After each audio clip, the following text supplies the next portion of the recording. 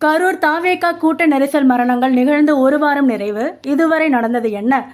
September 27ஆம் தேதி கரூரில் தாவேகா தலைவர் விஜய் அவர்கள் நடத்திய தேர்தல் பிரச்சாரத்தில் நெரிசல் மரணங்கள் ஏற்பட்டு இன்றுடன் ஒரு வாரம் ஆகிறது. இதில் 11 குழந்தைகள் உட்பட 41 பேர் உயிரிழந்துள்ளனர். பலர் சிகிச்சை பெற்று வீடு திரும்பியுள்ளனர். இந்நிலையில் கரூர் கூட்ட நெரிசல் தொடர்பான வழக்கின் விசாரணையில் பல திருப்ப முனைகள் ஏற்பட்டுள்ளன. கடந்த ஒரு வார காலத்தில் நடந்தது என்ன? செப்டம்பர் 27ஆம் தேதி அன்று தமிழக வெற்றிக் கழகத்தின் தலைவர் விஜய் அவர்கள் ஒவ்வொரு வாரம் சனிக்கிழமையும் மாவட்ட வாரியாக பரப்புரை மேற்கொண்டு வருகிறார். அவ்வாறு கடந்த செப்டம்பர் 27ஆம் தேதி சனிக்கிழமை நாமக்கல் மற்றும் கரூர் மாவட்டத்தில் பரப்புரை மேற்கொண்டார். நாமக்கல் மாவட்டத்தில் பரப்புரையை முடித்துவிட்டு இரவு கரூர் சென்றார். அப்பொழுது பரப்புரை நடந்த வேலுச்சாமிபுரத்தில் கூட்ட நெரிசல் ஏற்பட்டது.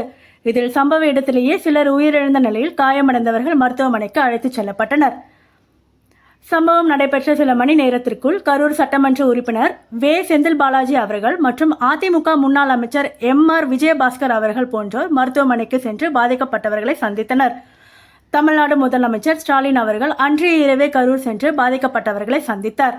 உயிரிழந்தவர்களின் குடும்பங்களுக்கு ரூபாய் 10 லட்சமும் காயமடைந்தவர்களுக்கு ரூபாய் 1 லட்சமும் அரசின் சார்பில் நிவாரணம் அறிவிக்கப்பட்டது. கரூர் சம்பவம் தொடர்பாக விசாரித்து பரிந்துரைகளை வழங்க ஓய்வு பெற்ற நீதிபதி அருணா ஜெகதீசன் அவர்கள் தலைமையில் ஒரு நபர் ஆணையம் அமைக்கப்பட்டது. தாவேகா தலைவர் விஜய் அவர்கள் திருச்சி விமான நிலையத்தில் செய்தியாளர்கள் எழுப்பிய கேள்விகளுக்கு பதில் அளிக்காமலேயே சென்றது சமூக ஊடகங்களில் விமர்சனத்திற்கு உள்ளானது. திருச்சியிலிருந்து தனி விமானம் மூலம் சென்னை புறப்பட்டு சென்றார் விஜய் அவர்கள்.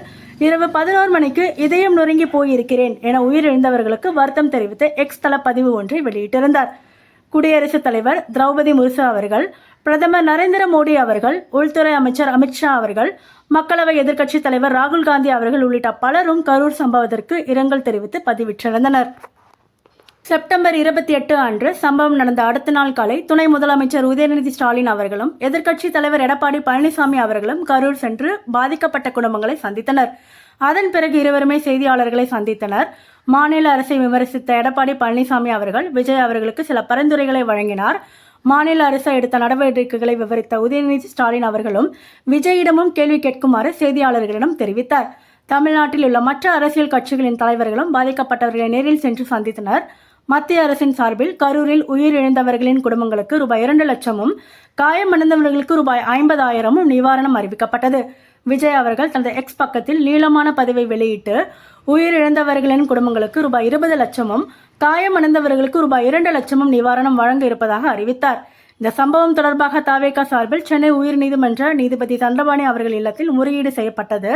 வழக்கு அதற்கு அடுத்த நாளான செப்டம்பர் 29ஆம் தேதி உயர்நீதிமன்ற மதுரை கிளையில் விசாரணைக்கு எடுத்துக் கொள்ளப்பட்ட உள்ளதாக தாவேகா இணை பொதுச் செயலாளர் CDR நிர்மல்குமார் தெரிவித்திருந்தார். ஸ்டாலின் அவர்களும் செய்தியாளர்களை சந்தித்த போது விஜய் அவர்கள் கைது செய்யப்படுவாரா என்கிற கேள்வி அவரிடம் முன்வைக்கப்பட்டது. அரசியல் நோக்கத்தோடு எதையும் சொல்ல நான் விரும்பவில்லை. ஆணையம் அமைக்கப்பட்டுள்ளது. அதன் அறிக்கையின் அடிப்படையில் உரிய நடவடிக்கை மேற்கொள்ளப்படும் என்றார். இந்த சம்பவத்தை விசாரிப்பதற்காக நியமிக்கப்பட்ட அருணா ஜெகதீசன் அவர்கள் திருச்சிக்கு சென்று விசாரணையை தொடங்கினார். காவல்துறை சட்டம் ஒழுங்கு கூடுதல் DGP டேவிட்சன் அவர்களும் கரூர் மாவட்ட ஆட்சியர் மற்றும் மின்வாரிய அதிகாரிகளுடன் செய்தியாளர்களை சந்தித்து காவல்துறை மீது வைக்கப்பட்ட குற்றச்சாட்டுகளுக்கு பதிலளித்தார்.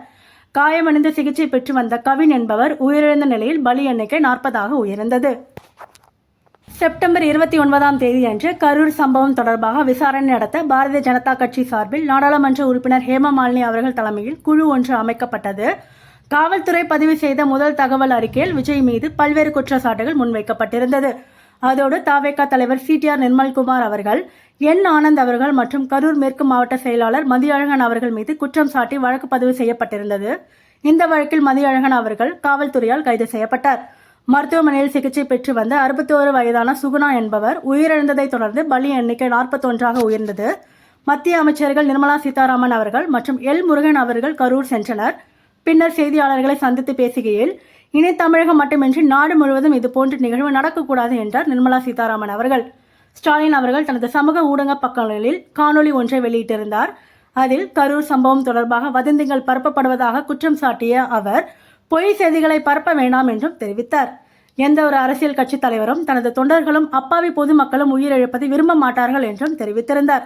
கரூர் சம்பவம் பற்றி வதந்தி பரப்புவதாக 25 பேர் செப்டம்பர் 30 அன்று கரூர் சென்று பாதிக்கப்பட்டவர்களை சந்தித்தது பாஜக MPகள் குழு. அதன் பிறகு நடைபெற்ற செய்தியாளர்கள் சந்திப்பில் தமிழ்நாடு அரசிடம் 5 கேள்விகளை முன்வைத்தது. காங்கிரஸ் கட்சியின் சார்பில் அக்கட்சியின் பொதுச் செயலாளர் KC வேணுகோபால் அவர்கள், கரூர் MP ஜோதிமணி அவர்கள் மற்றும் காங்கிரஸ் நிர்வாகிகள் கரூர் சென்று சிகிச்சை பெற்று வந்த மக்களை சந்தித்தனர். கரூர் கூட்ட நெரிசல் வழக்கில் தாவேகா கரூர் மத்திய மாநகர நிர்வாகி மாசி பவுன்ராஜ் அவர்கள் காவல்துறையால் கைது செய்யப்பட்டார்.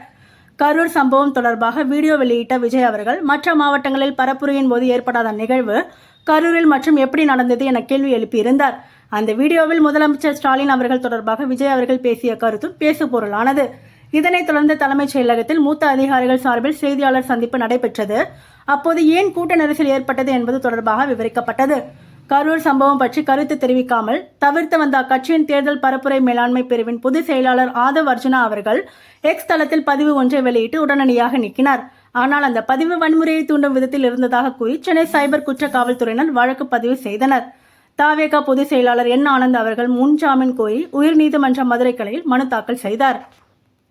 அக்டோபர் 1 அன்று கரூரில் செந்தில் பாலாஜி அவர்கள் செய்தியாளர் சந்திப்பை நடத்தினார். அப்போது அவரை பற்றி சமூக ஊடகங்களில் முன்வைக்கப்பட்ட கருத்துக்களுக்கு பதிலளித்துள்ளார்.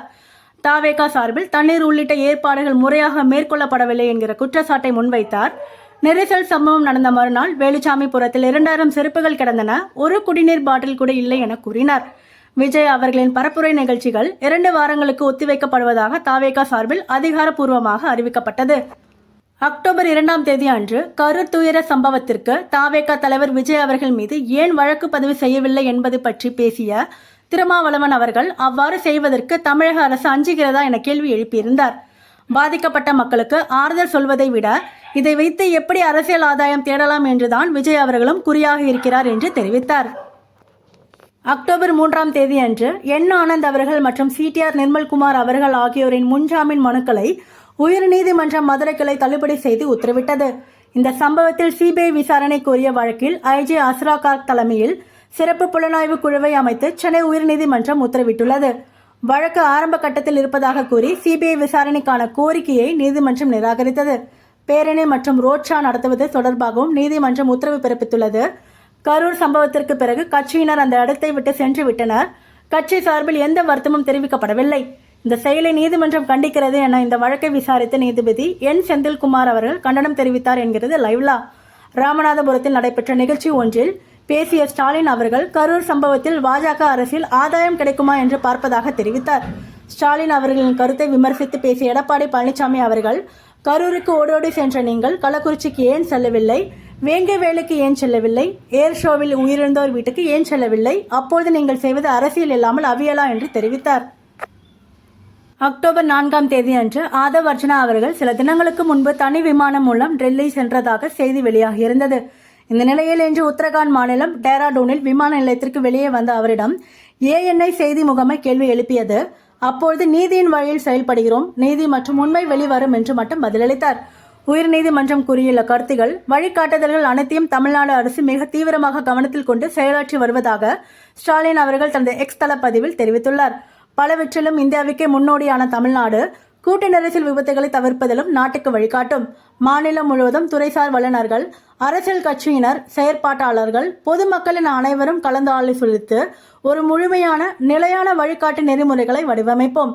தமிழ்நாட்டுக்கு மட்டுமல்ல, ஒட்டுமொத்த இந்தியாவும் பின்பற்றத்தக்க மாடலாக இது அமையும் என்று அந்த பதிவில் தெரிவித்துள்ளார்.